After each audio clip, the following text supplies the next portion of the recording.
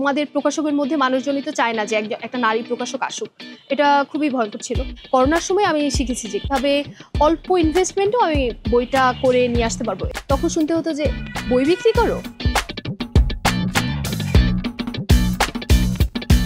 আপনি একটা মেয়ের প্রকাশনীর জন্য বারবার কেন মিটিংয়ে ওকে স্টল দিতে হবে এই ধরনের কথা বলছেন।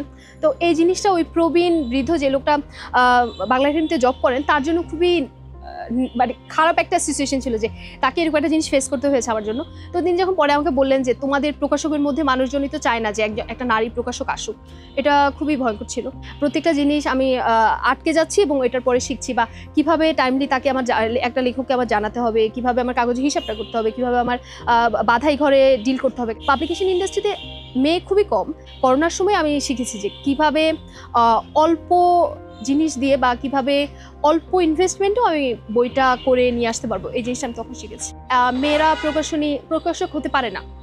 বললাম কেন? বলে প্রকাশক হচ্ছে 24/7 জব এবং এই জবে মেয়েরা সংসার সামলে একদমই আগাতে পারে না এবং শুরু করাটাও ওদের জন্য খুব কঠিন। আপনি পারবেন না। তো এটা শুনে আমার ওই দিন আসলে অনেক খারাপ লাগছে। এবং আমার পাশে যে বন্ধু ছিল সে বলছিল যে আপনি তোকে চেনেন না, এটার খুব ছোটবেলা থেকে স্বপ্ন। তো উনি বলছে যে দেখবো না কি হয় এমন করে চলে গেছে। ওই জিনিসটা আমার এত খারাপ লাগছে ওই দিন। মানে আমি পুরা 20 বছর বয়সে আমার মনে হয় এরকম খারাপ আমার খুব কম লাগছে যে আমি মেয়ে বলে আমি এই কাজটা করতে পারবো না। আমাদের প্রকাশনী শুরু হয় 2018 সালে। এখন পর্যন্ত আমাদের বইয়ের সংখ্যা প্রায় 65+। লাস্টে কিছু বই বের হয়েছে, ওগুলো হিসাব করলে হয়তো 70+ হয়ে যাবে এরকম আর কি।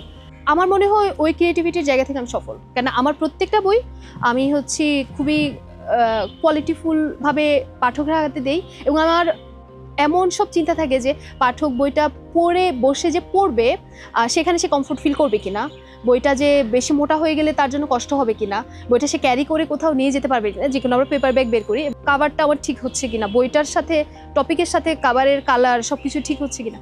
এবং আমার টার্গেট যারা থাকে, যেমন আমি ইয়াং জেনারেশনকে টার্গেট করলে আমার কাভার একরকম হয়, আমি যদি একটু বয়স্কদেরকে টার্গেট করি বা বাচ্চাদেরকে টার্গেট করি আমার কাভার আর অন্যরকম হয়। তো এই সব কিছু আমি খুবই নিখুঁতভাবে চিন্তা করি। ইভেন পেপার পর্যন্ত, যে আমার ইয়াং জেনারেশন বইটা পড়লেও, ইয়াং জেনারেশন বই পড়লে মানুষ যেটা চিন্তা করে যে ওকে পেপার আমরা নর্মাল দিলেই হবে, ওদের জন্য পেপার কোয়ালিটি এত ভালো হবে না, দামের জন্য এরকম হবে না। কিন্তু আমি হয়তো দামটা একটু কমায় রাখি, কিন্তু আমি চেষ্টা করি ইয়াং জেনারেশনের জন্য তারা যেন বইটা বছরের পর বছর নিজে সংরক্ষণে রাখে, সেই জন্য কাগজটা খুব ভালো দেওয়ার চেষ্টা করি যেন ওরা সবচেয়ে বেস্ট কোয়ালিটির এবং ওরা যেন স্পেশাল ফিল করে, তাহলে হচ্ছে ওদের বই পড়ার আগ্রহ বাড়বে। এভাবে আমি চিন্তা করি।